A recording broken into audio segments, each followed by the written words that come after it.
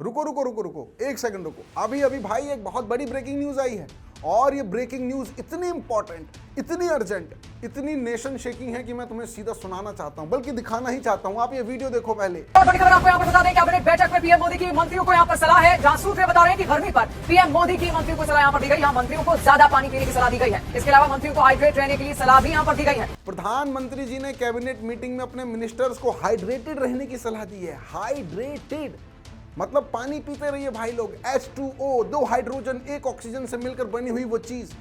और ये खबर भाई इस देश के कुछ चैनलों पर इतनी तेजी से चली जैसे हमने मार्स पर पानी ढूंढ लिया हो, जैसे कोई कॉमेट पृथ्वी से टकराने वाला हो।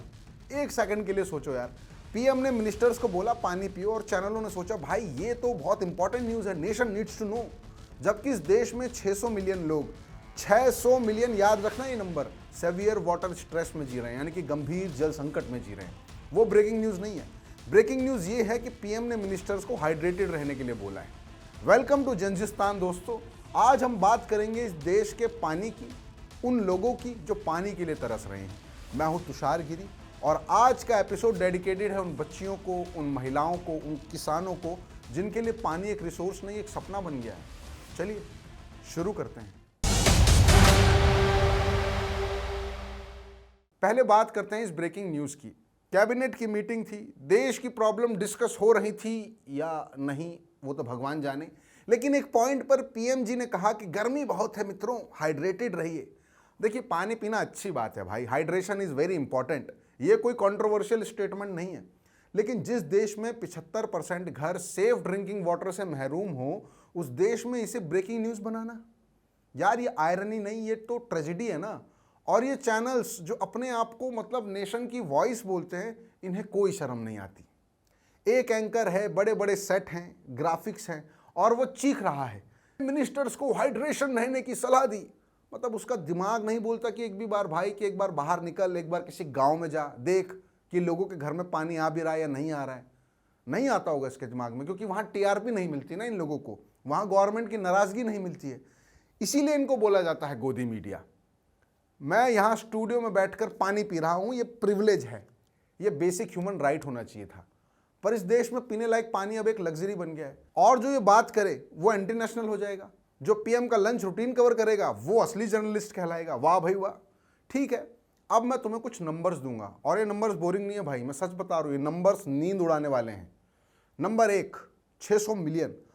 भारत की आधी से ज़्यादा आबादी गंभीर जल संकट में है। इनके घर में या तो पानी नहीं आता या प्रदूषित आता है। नंबर 2, 2 लाख। नीति आयोग का आंकड़ा है कि हर साल 2 लाख लोग सिर्फ इसीलिए मर जाते हैं भारत में क्योंकि उन्हें साफ पीने का पानी नहीं मिलता। मतलब हर दिन 547 लोग, हर घंटे 23 लोग। ये कोई वॉर जोन के नंबर्स नहीं है, ये पीस टाइम का हाल है। नंबर 3, 70%। इंडिया का 70% ग्राउंड वाटर कंटेमिनेटेड यानी प्रदूषित है। कुआं या बोरवेल खोदो तो 70% चांस है कि पानी से ऑर्सेनिक, फ्लोराइड और हैवी मेटल्स मिलेंगे। नंबर 4, 256। मतलब देश के 700 में से 256 जिले ऑफिशियली क्रिटिकल या over exploited ground water zone में हैं। मतलब बैंक अकाउंट से पैसे सिर्फ निकाल रहे हैं, डिपॉजिट कुछ नहीं कर रहे हैं हम लोग। अकाउंट खाली होना तो तय है ना। नंबर 5, 1486। मतलब भारत की प्रति व्यक्ति वार्षिक पानी की उपलब्धता 2021 में 1486 क्यूबिक मीटर थी, जबकि वाटर स्ट्रेस 1700 से नीचे शुरू हो जाता है। 2025 में गिर के 1341 हो गया, और 2050 तक तो भाई 1140 हो जाएगा। मतलब हम सिर्फ नीचे गिर रहे हैं। नंबर 6, 120। वर्ल्ड बैंक के ग्लोबल वाटर क्वालिटी इंडेक्स में इंडिया 122 देशों में से 120वें नंबर पर है। सिर्फ 2 देश हमसे बुरे हाल में हैं पानी के मामले में, और हम पूरी दुनिया को विश्वगुरु बोलते हैं। नंबर 7, 40%। नीति आयोग की रिपोर्ट कहती है कि 2030 तक यानी सिर्फ 4 साल बाद 40% भारतीयों के पास पीने के पानी का कोई एक्सेस नहीं होगा। और हम क्या कर रहे हैं? कैबिनेट मिनिस्टर्स को हाइड्रेटेड रहने की सलाह दे रहे हैं। वेरी वेरी थैंक यू गोदी मीडिया। इंडिया वो देश जहां गंगा को मां और नदियों को पवित्र माना जाता है, वहां नदियां दम तोड़ रही हैं। अकेले बिहार की बात करते हैं तो भारत का दूसरा सबसे ज़्यादा आबादी वाला राज्य है। वहाँ के वाटर रिसोर्सेज डिपार्टमेंट के मुताबिक 40 से ज़्यादा नदियाँ पूरी तरह सूख चुकी हैं। बिहार के एक भी रिजर्वायर में 50% पानी नहीं बचा है आज की डेट में। चंदन डैम की स्टोरेज तो पूरी तरह जीरो हो चुकी है। अब साउथ इंडिया चलिए, कर्नाटक, तमिलनाडु, आंध्र प्रदेश, तेलंगाना के मेजर रिजर्वायर्स 25% या उससे नीचे आ चुके हैं। तमिलनाडु में शोलाया रिजर्वायर सिर्फ 13%, वैगई 26% और कर्नाटक में तथा हल्ला सिर्फ 16% पर है। अप्रैल 2026 तक सेंट्रल वाटर कमीशन का डेटा कहता है कि 166 प्रमुख जलाशयों की टोटल स्टोरेज सिर्फ 38.72% बची है। असम में नॉर्मल से 43% नीचे, त्रिपुरा में 42% नीचे, वेस्ट बंगाल में पानी का लेवल नॉर्मल से 58% नीचे चला गया है। पेरियार, कावेरी, कृष्णा जैसी लेजेंडरी नदियों का फ्लो सालों में बहुत कम हो चुका है।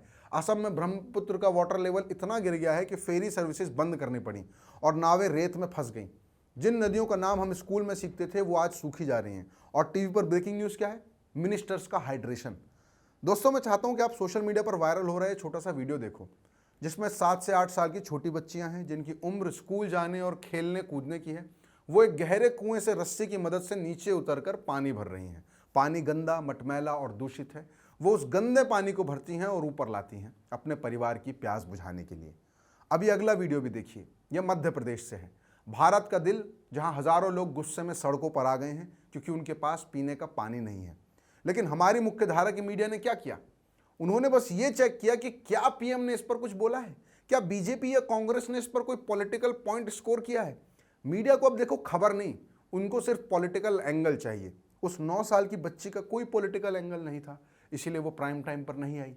लेकिन वो बच्ची इस देश का भविष्य है, जो आज एक गंदे कुएं की रस्सी थाम के नीचे उतर रही है और हम सब इस चुप्पी में शामिल हैं। चलिए अब देश का ना एक क्विक चक्कर लगवा देता हूं मैं आपको, ताकि आपको इस संकट की गहराई के बारे में और अच्छे से पता चल पाए। सबसे पहले चलते हैं पंजाब। 5 नदियों की धरती, जिसके नाम में ही पानी है। आज वहां ग्राउंड वाटर टेबल भयानक तरीके से गिर चुका है।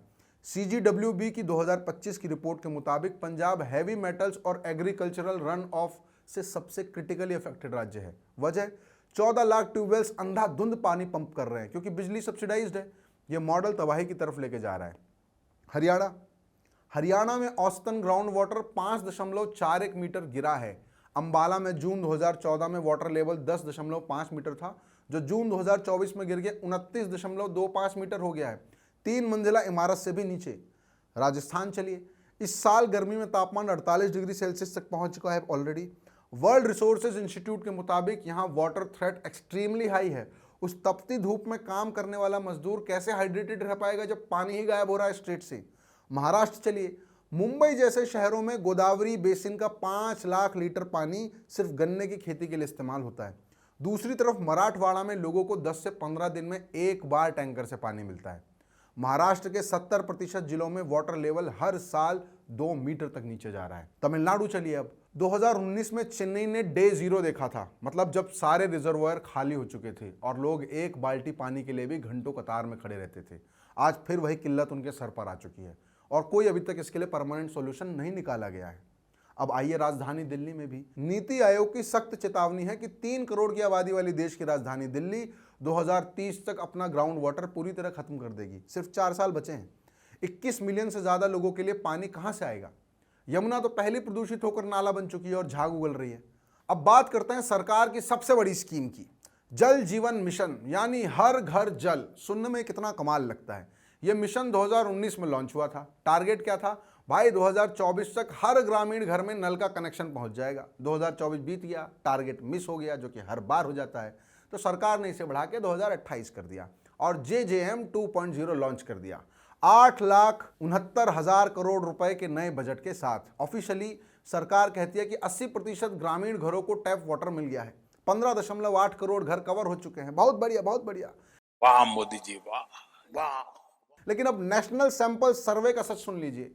रिपोर्ट कहती है कि सिर्फ 39% घर ही नल को अपना प्राइमरी वाटर सोर्स मानते हैं। मतलब नल तो लग गए, लेकिन उसमें बस पानी नहीं आया है अभी तक, या आता है तो प्रदूषित आता है, या प्रेशर नहीं होता।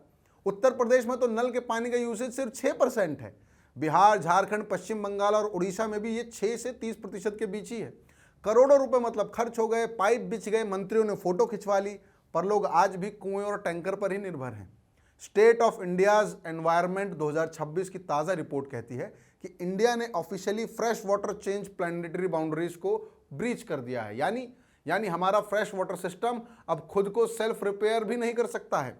सरकार ने पाइप तो लगा दिए, पर पीछे का सोर्स ही सूख रहा है, तो अब क्या करेंगे? ऊपर से वाटर माफिया का आतंक। फरवरी 2025 से जनवरी 2026 के बीच सरकारी सप्लाई के सीवेज कंटामिनेटेड पानी की वजह से 26 शहरों में 5,500 लोग बीमार पड़े और 34 लोगों की इसमें जान भी चली गई। और जहां सरकारी पानी नहीं आता वहां वाटर माफिया टैंकर का पानी सामान्य से 10 से 20 गुना महंगे दाम पर बेचा जाता है। देखते ही होंगे आप लोग, गरीब आदमी 2 बार लुटता है, एक बार टैक्स में और दूसरी बार माफिया के हाथों। वहीं अमीरों के लिए बोतलों का पानी $10 बिलियन की इंडस्ट्री बन चुका है। पानी जो जीवन का आधार था अब एक लग्जरी प्रोडक्ट बन चुका है। अब थोड़ा कड़वा सच भी सुन लीजिए जो आप लोगों के लिए है। चुनाव आते ही तमाम पार्टियां लोक लुभावन घोषणाएं करती हैं, मुफ्त बिजली, मुफ्त सिलेंडर, 2000 रुपये महीना कैश। मैं ये नहीं कह रहा कि गरीबों को मदद नहीं मिलनी चाहिए, लेकिन क्या किसी भी पार्टी ने अपने मैनिफेस्टो में हर नागरिक को 24 घंटे साफ पानी का अकाउंटेबल वादा किया? क्या किसी ने लिखा कि पानी नहीं दिया गया तो कानूनी जवाबदेही होगी? नहीं, क्योंकि पानी मैनिफेस्टो में वोट नहीं दिलाता ना। 2000 का कैश सीधे वोट में कन्वर्ट हो सकता है और हो जाता है। इकोनॉमिक लॉजिक समझिए आप, सरकार के पास बजट तो लिमिटेड है, अगर वो कैश बांटेगी तो तुरंत फायदा दिखेगा, लेकिन अगर वो water infrastructure, water treatment plants और नदियों को रिस्टोर करने में इन्वेस्ट करेगी तो उसका रिजल्ट 10 साल बाद दिखेगा। तब तक सरकार को ये डर रहता है कि हो सकता है बदल जाए, सरकार गिर जाए, इसीलिए शॉर्ट साइटेड सरकारें कैश चुनती हैं। पर इसकी कॉस्ट क्या है? इसकी कॉस्ट है कि इन 10 सालों में ग्राउंड वाटर 5 मीटर नीचे चला गया है, 40 नदियां सूख गई हैं और दिल्ली पानी के लिए तरसने की कगार पर आ गई है। जब हम सिर्फ मुफ्त के पैसे देकर वोट देते हैं और पानी पर सवाल नहीं पूछते तो हम अपनी प्राथमिकताओं को गलत सेट कर रहे हैं। ये प्रॉब्लम है। साफ पानी ना होने से जो बीमारी होगी, जो खेती बर्बाद होगी, उसकी कीमत आपको जो 2000 रुपये फ्री में मिल रहा है उससे कहीं ज़्यादा है। सीधा नियम याद रखिए, जो मैनिफेस्टो में नहीं है वो कभी पॉलिसी नहीं बन सकता। पानी किसी के मैनिफेस्टो में नहीं था, इसीलिए वो देश की पॉलिसी में भी नहीं आया। ये संकट अचानक नहीं आया, ये दशकों की लापरवाही का नतीजा है। सबसे पहला नंबर 1, ग्राउंड वाटर रेगुलेशन का अभाव है हिंदुस्तान में। इंडिया में कोई भी कहीं भी बोरवेल खोदकर कितना भी भूजल निकाल सकता है, कोई रोकने वाला ही नहीं है। बिल्डर्स हो, किसान हो, इंडस्ट्रीज हो, कोई चेकिंग नहीं है। जबकि इजराइल जैसे देशों में और जर्मनी जैसे देशों में इसके लिए सख्त लाइसेंसिंग और मीटरिंग होती है। दूसरा पॉइंट, नदी सफाई के नाम पे ड्रामा होता है यहाँ। 1985 से गंगा साफ करने की बातें हो रही हैं, 40 साल हो गए।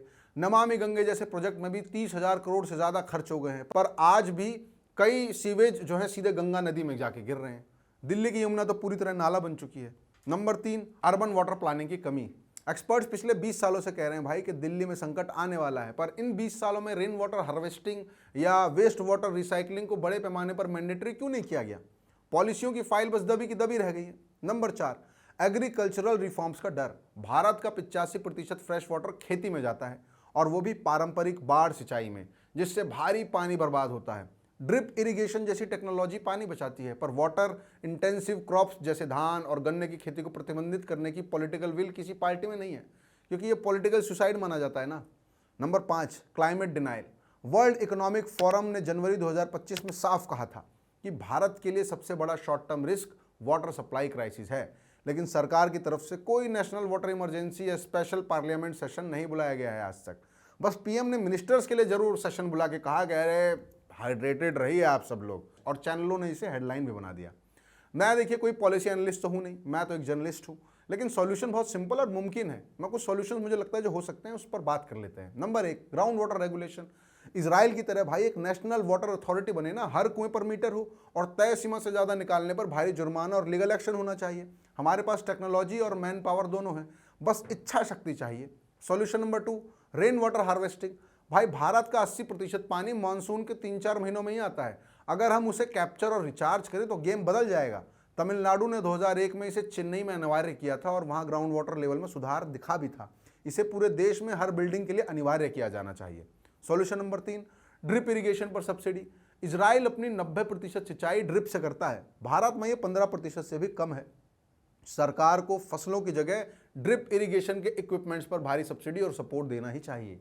Solution number 4, waste water recycling. Singapore अपनी 40% पानी की ज़रूरतें रिसाइकल किए गए पानी से ही पूरी करता है। दिल्ली, मुंबई जैसे शहरों का सीवेज अगर ट्रीट होकर गार्डनिंग, कंस्ट्रक्शन और इंडस्ट्री में जाए तो ड्रिंकिंग वाटर का प्रेशर बेहद कम हो जाएगा। सॉल्यूशन नंबर 5, पानी पर वोट। अगली बार जब कोई नेता वोट मांगने आए तो उससे सीधा पूछिएगा कि मेरी कॉन्स्टिट्यूएंसी में 24 घंटे साफ पानी कब आएगा। क्या ये आपके मैनिफेस्टो में है? रोटी कपड़ा मकान के इस दौर में पानी को सबसे बड़ा चुनावी मुद्दा बनाना ही होगा। दोस्तों, जिस दिन ये ब्रेकिंग न्यूज़ आई थी कि पीएम ने मंत्रियों को हाइड्रेटेड रहने की सलाह दी है, उसी वक्त मध्य प्रदेश की वो बच्ची कुएं में उतर रही थी। उसी वक्त पंजाब का ग्राउंड वाटर 1 सेंटीमीटर और नीचे खिसक गया था। उसी वक्त बिहार की सूखी नदियों के किनारे बैठा किसान अपनी किस्मत पर रो रहा था। ये सब दशकों की गलत प्राथमिकताओं और गैर ज़रूरी ब्रेकिंग न्यूज़ का नतीजा है। मैं एक जर्नलिस्ट हूँ, मैं पॉलिसीज़ नहीं बदल सकता, पर मैं ये बात आप तक पहुँचा ज़रूर सकता हूँ कि जब अगली बार कोई नेता पानी पर खर्च किए गए करोड़ों रुपयों का वादा करे तो उससे पूछेगा कि फिर मेरे नल में पानी क्यों नहीं आता। अगली बार टीवी चैनल्स कोई फालतू ब्रेकिंग न्यूज़ चलाएं तो टीवी बंद कर दीजिएगा और सोशल मीडिया पर असली मुद्दों को शेयर कीजिएगा। जिस सरकार के मंत्रियों को खुद पीएम को पानी पीने की याद दिलानी पड़े, उससे पूरे देश में पानी की उम्मीद रखना शायद कुछ ज़्यादा हो जाएगा। लेकिन हम अपना हक मांगेंगे, क्योंकि ये देश डिहाइड्रेटेड है और ये कोई ब्रेकिंग न्यूज़ नहीं है, ये इस वक्त की कड़वी हकीकत है। मैं हूँ तुषार गिरी, ये था जंजिस्तान। पानी पीते रहिए, साफ़ पानी अगर मिल जाए तो। मैं आपसे मिलूंगा बहुत जल्द एक नई वीडियो में। वीडियो अगर पसंद आए तो उसे शेयर ज़रूर करिएगा और देखते रहिए मॉलिटिक्स।